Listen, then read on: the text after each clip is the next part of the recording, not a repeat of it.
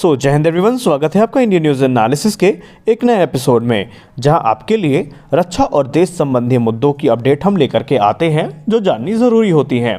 तो आइए बात कर लेते हैं आज की कुछ प्रमुख अपडेट के बारे में। दरअसल आपको पता होगा, परसों की वीडियो में हमने बात की थी कि किस प्रकार फ्रांस के जो राष्ट्रपति के सलाहकार हैं इमैनुअल बोन, उन्होंने भारत को एक ऑफ़र दिया था जिसमें उन्होंने कहा था कि अगर भारत 100 से ज़्यादा राफेल जेट को खरीदता है तो वो भारत में बनाने पर विचार कर सकते हैं। और इसी को लेकर के आज एक बड़ी अपडेट सामने आई। दरअसल भारत और फ्रांस ने रक्षा सहयोग को और तेज़ी देने का फैसला किया है। इसके लिए फ्रांस ने मेक इन इंडिया के तहत राफेल लड़ाकू विमानों और पैंथर हेलीकॉप्टर्स का निर्माण भारत में करने का ऑफर दिया है। फ्रांस राफेल की 70% और पैंथर हेलीकॉप्टर की 100% असेंबली भारत में करने को राजी है। साथ ही साथ टेक्नोलॉजी ट्रांसफ़र करने को भी वो तैयार है। लेकिन यहाँ पे गौर करने वाली बात ये है कि अभी तक ये क्लियर नहीं हुआ है कि टेक्नोलॉजी ट्रांसफ़र की बात किस संदर्भ में की गई है। क्या ये राफेल जेट के संदर्भ में थी, पैंथर हेलीकॉप्टर के संदर्भ में थी, या फिर डीआरडीओ सैफ्रॉन का जो इंजन को लेकर के जॉइंट वेंचर है उसके संदर्भ में थी, ये क्लियर नहीं हो पाया है। लेकिन इस मामले से अवगत लोगों ने ये जानकारी दी कि कुछ महत्वपूर्ण बातें हुई हैं। आपको बता दें कि 34वें भारत फ्रांस स्ट्रेटेजिक डायलॉग के लिए इस सप्ताह भारत आए फ्रांस के राष्ट्रपति इमैनुअल मैक्रों के कूटनीतिक सलाहकार इमैनुअल बोन ने भारतीय नेताओं के साथ मुलाकात के दौरान ये ऑफर पेश किए। अधिकारियों ने यह भी बताया कि इस बात की संभावना है कि भारत में 70% असेंबली वाले ऑफर के बाद भारत फ्रांस से एडिशनल राफेल जेट्स खरीद सकता है, क्योंकि इससे इसकी कीमत में काफ़ी कमी आएगी। आपको पता होना चाहिए कि राफेल दुनिया के सबसे महंगे जेट्स में शुमार हैं और यही कारण था कि भारत ने पहले भी इनके ऑर्डर को 114 से घटा करके 36 किया था। लेकिन अब क्योंकि भारत ने ऑलरेडी फ्रांस को 36 राफेल जेट का ऑर्डर दे दिया है, जिनमें से अधिक मात्रा में जो राफेल जेट हैं वो भारत आ चुके हैं और आने वाले हैं। और रही बात पैंथर हेलीकॉप्टर की, तो भारत में जो बनाने का ऑफ़र है ये भारत सरकार को काफ़ी पसंद आ सकता है, जो कि भारतीय नेवी के लिए मीडियम हेलीकॉप्टर्स खरीदने का प्लान बना रही है।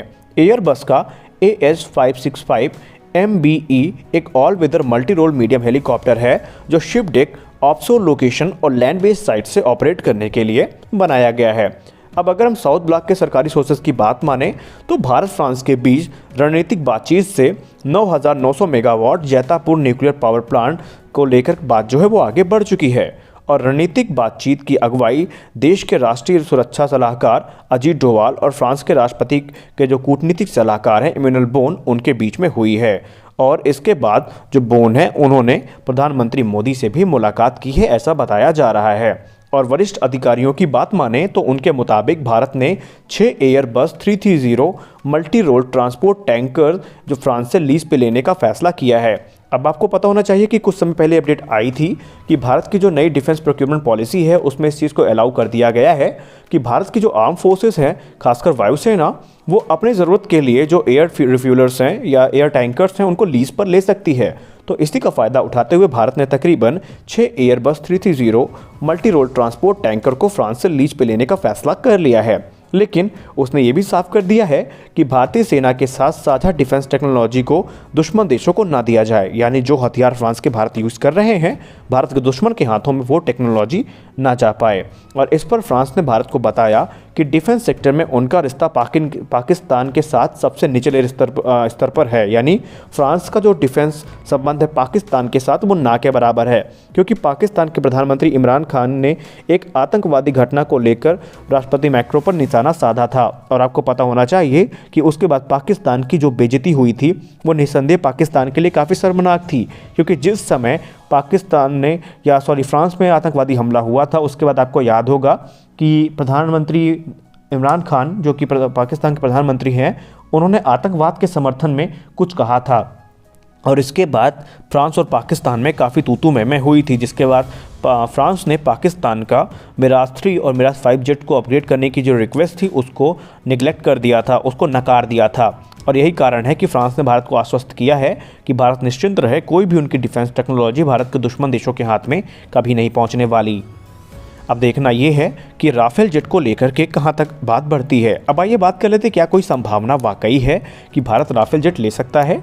अक्टूबर 2020 में, जैसा हमने आपको पहले बताया था, भारतीय वायुसेना प्रमुख श्री RKS भदौरिया ने इस बात की जानकारी दी थी कि एडिशनल राफेल जेट भारत ले सकता है अपनी जो घटती हुई फ्लीट है उसको रोकने के लिए। लेकिन बाद में ये भी पता चला कि जब तक तेजस Mk2 की फर्स्ट फ्लाइट नहीं हो जाती है तब तक शायद हमें कोई भी जेट देखने को ना मिले, लेकिन ऐसा कोई भी ऑफिशियल न्यूज़ निकल के नहीं आई है। इसलिए ऐसा माना जाता है कि अगर ऑफर सही रहे, सब कुछ ठीक ठाक रहा, तो आपको तकरीबन 2 स्क्वाड्रन राफेल की और देखने को मिल सकती हैं, ऐसा अनुमान लगाया गया है।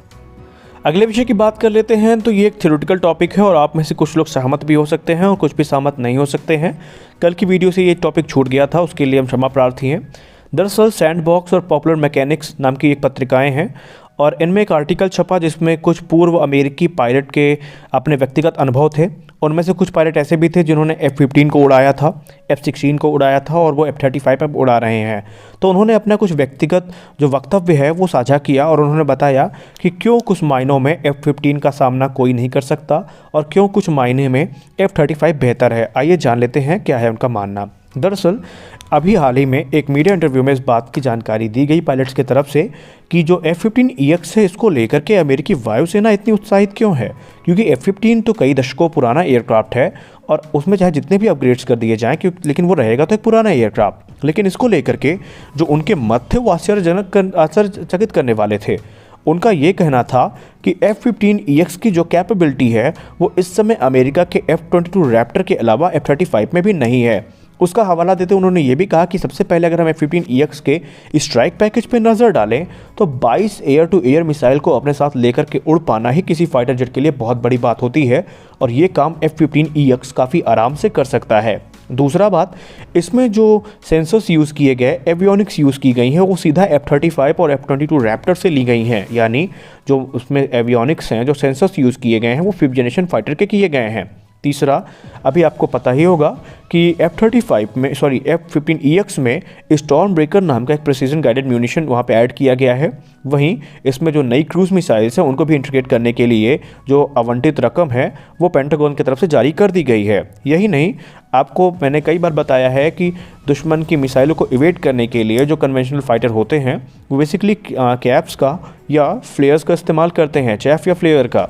लेकिन इन सब से हट करके, कन्वेंशनल काउंटर मेजर्स से हट करके F-15EX में जो इस समय इंटीग्रेशन चल रहा है वो एक लेज़र वेपन का चल रहा है। अब ऐसा ये है कि डायरेक्ट एनर्जी वेपन्स का इस्तेमाल करके जो F-15EX है वो जो एनिमी मिसाइल है उसको इवेट कर सकता है, हवा में तबाह कर सकता है और ये काम अमेरिका के F-16 में भी चल रहा है और F-18 सुपर हॉर्नेट में भी चल रहा है। साथ ही साथ पायलट्स का ये भी मानना था कि कुछ मायनों में F-35 बेहतर है। अगर बात होती है स्टेल्थ टेक्नोलॉजी की, अल्ट्रा मॉडर्न एवियोनिक्स की, तो वहाँ पे F-35 मैचलेस है। लेकिन जब बात आती है कुछ फीचर्स की और वेपन कैरी करने की क्षमताओं की, तो वहाँ पर F-15EX F-35 से आगे निकलता है। उन्होंने ये भी कहा कि जो सेंसर्स, जो इंफ्रारेड सीकिंग टेक्नोलॉजी है, जो मिसाइल्स हैं, वो जितनी अच्छी F-15EX कैरी कर सकता है F-35 के लिए वो चीज़ आसान नहीं होगी। साथ ही साथ उन्होंने ये भी कहा कि अगर अमेरिका लो लेज़र वेपन्स है उनको F-35 में इंटीग्रेट करने की बात सोचता भी है तो वहाँ पे स्टेल्थ से कॉम्प्रोमाइज़ करना पड़ेगा। इसलिए कुछ मायनों में पायलट्स का मानना था कि F-15EX एक मील का पत्थर साबित हो सकता है।